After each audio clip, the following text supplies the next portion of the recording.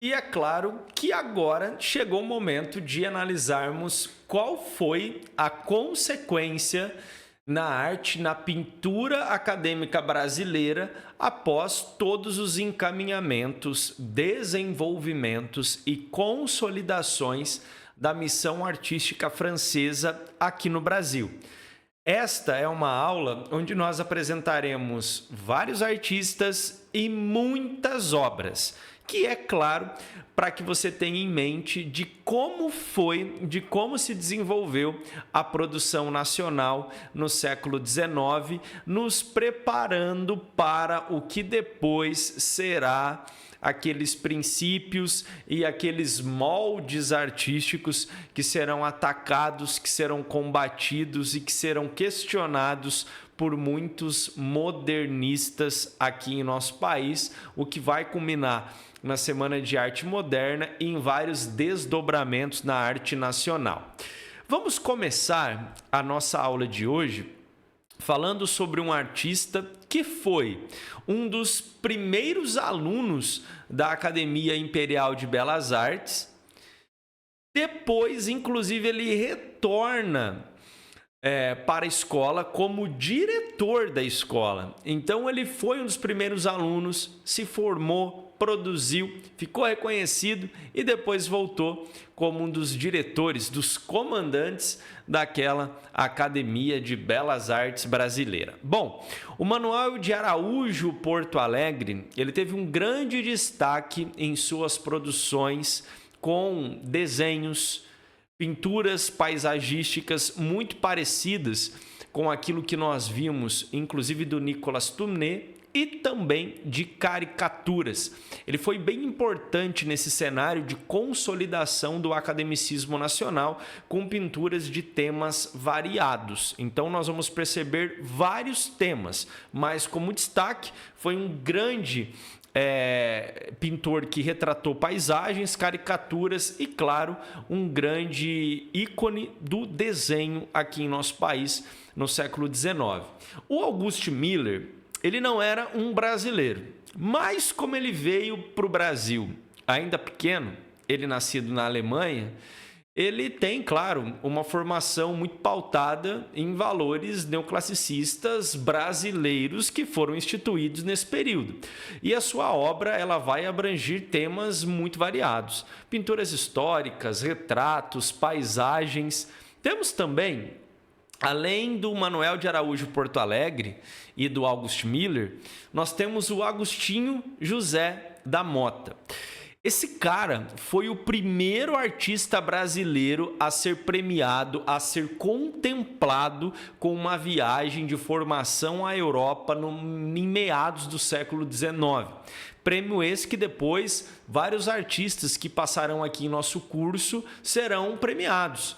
A própria Anita Malfatti, nós teremos o Eliseu Visconti, então vários artistas que nós vamos analisar ainda em outros módulos, em outras aulas, também foram premiados, mas ele foi o primeiro, olha que legal. E ele ficou muito famoso no cenário nacional como representante, como alguém que retratava paisagens e naturezas mortas.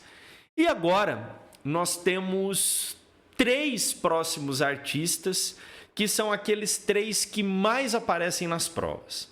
O primeiro deles é um cara que pintou temas bíblicos, temas históricos, caricaturas. A sua obra ela refletia essa idealização da realidade em muitas representações, que foi o Pedro Américo. Um outro cara de destaque, além do Pedro Américo, foi o Victor Meirelles. Victor Meirelles e Pedro Américo, que talvez você não reconheça pelo nome sem ver a obra, mas daqui a pouquinho, quando eu começar a mostrar as obras para vocês, vai ficar totalmente reconhecível quem são esses caras, porque com certeza você já viu em algum lugar, em algum texto, em algum livro, em algum exercício, aquilo que eles fizeram. E por último, o Almeida Júnior, muito reconhecido pela retratação de temas cotidianos e regionalistas brasileiros. Ou seja, nós temos 6 artistas que produziram, que se formaram, que se destacaram nesse contexto academicista, nesse contexto neoclassicista brasileiro. Tudo isso para que você tenha em mente aquilo que eu expliquei na aula passada. O neoclassicismo, o academicismo nacional, ele é dividido em 3 partes. O contexto, por que nós tivemos o neoclassicismo sendo instituído aqui no Brasil, os passos de desenvolvimento, quem foram os artistas, o que eles fizeram e a consequência disso tudo. Os artistas brasileiros, ou como no caso August Miller, alemão, mas como veio para cá ainda criança, pode ser considerado brasileiro, e o que eles estavam produzindo no Brasil, certo?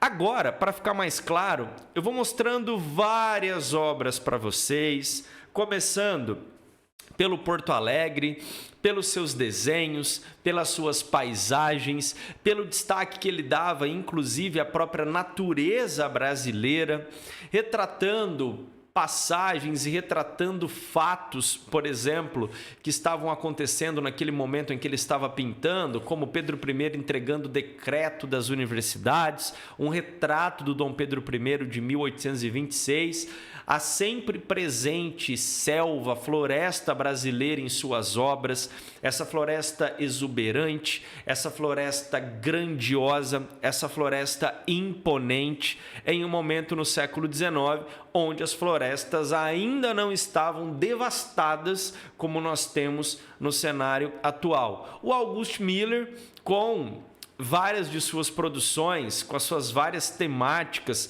como, por exemplo, retratos, como paisagens e lugares do Brasil, do Rio de Janeiro, como, por exemplo, essa, Catete, Praia do Flamengo, Vistos da Glória. Nós temos várias e várias obras desse artista de destaque, desse artista que era alemão, mas que toda a sua produção, sobretudo de destaque da sua carreira, foi desenvolvida aqui em nosso país, foi desenvolvida aqui no Brasil. O Agostinho José da Mota, com as suas naturezas mortas, com as suas paisagens, com os seus lugares, e este menininho que está se autorretratando aos 11 anos de idade, que foi um daqueles de mais destaque nesse contexto, que foi o Pedro Américo, que tem uma série de obras de temáticas diferentes, de temáticas muito relevantes. Por exemplo, destaques de combates e de batalhas brasileiras ao longo do século XIX, no contexto da Guerra do Paraguai. Nós temos A Fala do Trono, uma obra dele de 1873, relacionados a Dom Pedro II, a Rabequista Árabe e aquela que é com certeza uma de suas produções mais conhecidas, que é o quadro Independência ou Morte, de 1888, que é, claro, uma narrativa idealizada sobre o momento da nossa independência. Ele também tem um grande destaque, um grande reconhecimento pela sua obra Tiradentes Esquartejado. E aqui nós temos vários simbolismos, nós temos várias questões importantes e marcantes sobre essa obra, e também uma série de obras dele relacionadas a questões históricas, como a libertação dos escravos, uma obra dele de 1889, obras mitológicas, passagens históricas, como o rei Davi em seus últimos dias, a Batalha do Ivaí, relacionada à nossa querida não, né? Mas relacionada à nossa saudosa Guerra do Paraguai, que tem todos os problemas e todas as questões históricas que vocês estudam.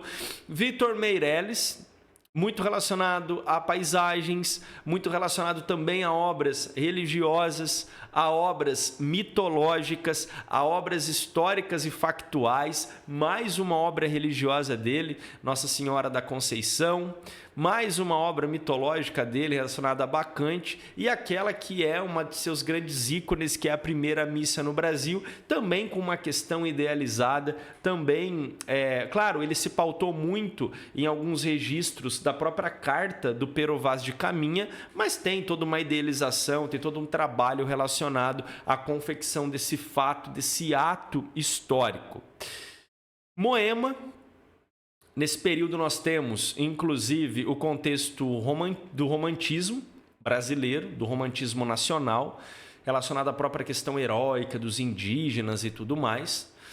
a sua obra da Batalha dos Guararapes, de 1879, e, por fim, encerramos com Almeida Júnior, aquele cara que retratava muitas temáticas cotidianas, muitas temáticas nacionais, muitas temáticas regionalistas, tinha também as suas obras religiosas e aquelas obras dele que sempre aparecem, como, por exemplo, o violeiro, ali na janela, como seu instrumento, Moça com livro, O Descanso do Modelo, Leitura e essa que é uma das mais legais, o Caipira Picando Fumo. Bom, espero que com essa aula você tenha uma ideia, você tenha uma noção de como foi a pintura brasileira, a pintura acadêmica brasileira naquele contexto de desenvolvimento do neoclassicismo aqui em nosso país. Beleza?